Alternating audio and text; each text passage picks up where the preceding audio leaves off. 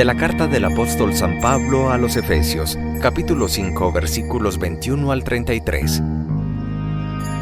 Hermanos, sed sumisos unos a otros con respeto cristiano. Las mujeres que se sometan a sus maridos como al Señor, porque el marido es cabeza de la mujer, así como Cristo es cabeza de la iglesia, Él que es el Salvador del cuerpo. Pues como la iglesia se somete a Cristo, así también las mujeres a sus maridos en todo. Maridos, amad a vuestras mujeres, como Cristo amó a su iglesia. Él se entregó a sí mismo por ella, para consagrarla, purificándola con el baño del agua y la palabra, y para colocarla ante sí gloriosa. La iglesia sin mancha ni arruga, ni nada semejante, sino santa e inmaculada. Así deben también los maridos amar a sus mujeres, como cuerpos suyos que son. Amar a su mujer es amarse a sí mismo, pues nadie jamás ha odiado su propia carne, sino que le da alimento y calor, como Cristo hace con la iglesia, porque somos miembros de su cuerpo. Por eso, abandonará el hombre a su padre y a su madre, y se unirá a su mujer, y serán los dos una sola carne. Es este un gran misterio, y yo lo refiero a Cristo y a la iglesia. En una palabra, que cada uno de vosotros ame a su mujer como a sí mismo, y que la mujer respete al marido. Palabra de Dios. Te alabamos, Señor. Salmo 128. Dichosos los que temen al Señor. Dichoso el que teme al Señor y sigue sus caminos. Comerás el fruto de tu trabajo, serás dichoso, te irá bien. Dichosos los que temen al Señor. Tu mujer como parra fecunda en medio de tu casa, tus hijos como renuevos de olivo alrededor de tu mesa. Dichosos los que temen al Señor. Esta es la bendición del hombre que teme al Señor. Que el Señor te bendiga desde Sión, que veas la prosperidad de Jerusalén todos los días de tu vida. Dichosos los que temen al Señor. Del Santo Evangelio según San Lucas, capítulo 13, versículos 18 al 21. En aquel tiempo Jesús decía: ¿A qué se parece el reino de Dios? ¿A qué lo compararé? Se parece a un grano de mostaza que un hombre toma y siembra en su huerto. Crece, se hace un arbusto, y los pájaros anidan en sus ramas. Y añadió: ¿A qué compararé el reino de Dios? Se parece a la levadura que una mujer toma y mete en 3 medidas de harina hasta que todo fermenta. Palabra del Señor. Gloria a ti, Señor Jesús. La primera lectura de la carta de Pablo a los Efesios invita al amor esponsal, como Cristo ama a su iglesia, y nos invita a la obediencia de los esposos entre sí, en el respeto y el santo temor de Cristo, y se invita a la mujer a amar a su esposo como ama al Señor, y a que el marido también ame a su mujer como Cristo ama a su iglesia. Concluirá Pablo diciendo que amar a la mujer o la mujer amar al hombre es amarse a sí mismo, pues son una sola carne y nadie ha odiado su propia carne, sino que la alimenta y le da calor. Y toda esta imagen eclesial y teológica del matrimonio y de la vida de la iglesia, dirá Pablo, es un grande misterio que no entendemos, pero el amor de Cristo por su iglesia es un amor esponsal como el del hombre por la mujer amada.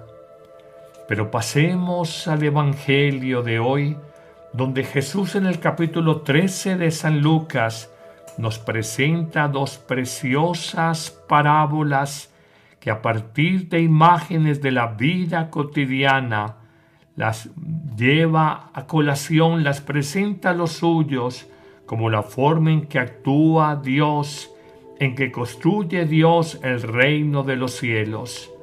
En efecto, coloca la imagen de la pequeña semilla o grano de mostaza que un hombre toma y siembra en su huerto, y luego crece y se hace un árbol de gran tamaño, donde los pájaros anidan y se alimentan de sus ramas. Y también compara el actuar de Dios en la vida nuestra y en la del mundo, como la pequeña pizca de levadura que una mujer en la cocina toma y la mete en 3 grandes medidas de harina para que se fermente toda la masa de harina y luego cuando se hornee el pan crezca lo suficiente. Hoy, de estas 2 imágenes muy cotidianas, el grano de mostaza, la pizca de levadura que cabe en la punta de una cuchara, aprendamos lecciones para nuestra vida. La primera, el reinar de Dios y la lógica de Dios nos muestra que todo empieza en pequeño, como la pizca de levadura, como el grano de mostaza, pero está llamado a crecer, está llamado a fortalecerse, está llamado a generar vida como el arbusto de mostaza. Así es como el reinado de Dios actúa en mi vida y en la vida de la comunidad cristiana. Empezar todo en pequeño, sin boatos, sin solemnidad, sin grandilocuencia, sin espectacularidad. Dios obra en lo pequeño. Pero hay una segunda condición, también por la letra P. La semilla de mostaza y la pizca de levadura es potente, poderosa en su interior. Más allá de su apariencia insignificante, es capaz de transformar toda su realidad.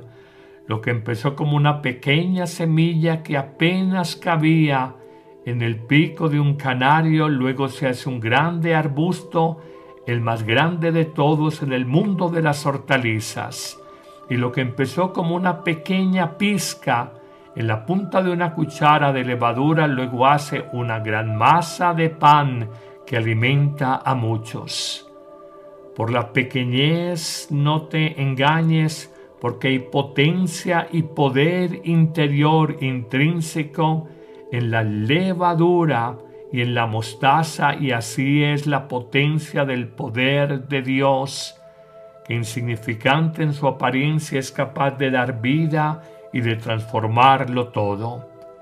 Pero una tercera palabra, también por la letra P, además de ser pequeño en su apariencia, pero potente y poderosa en su interior, todo este proceso se hace pacientemente en un crecimiento que parece para nosotros desapercibido. Es que uno ve el crecimiento de la masa de harina porque está en el horno, ni ve el crecimiento del arbusto de mostaza que crece incesantemente de noche y de día sin que el sembrador sepa cómo, según dice la palabra.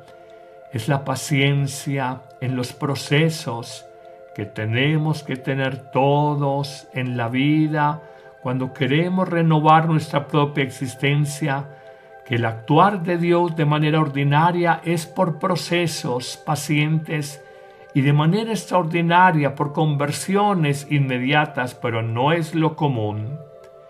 En una cuarta característica del actuar de Dios en nuestra vida es que Dios obra con prudencia, sin violentarnos, sin alardes, sin ruido. Es más, prudente y silenciosamente obra en la vida del ser humano. No anda cacareando, alardeando, presumiendo ante los demás de cómo he conseguido transformación, cómo he conseguido patrimonio, cómo he conseguido conocimientos en mi vida.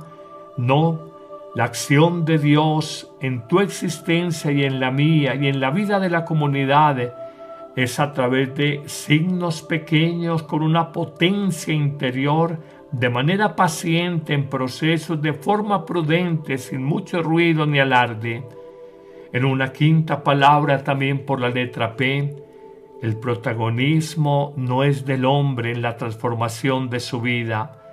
El protagonismo es del Espíritu Santo, del Espíritu del resucitado, que actúa en nosotros de manera interna, sin darnos cuenta. Así es Dios, así es su vida.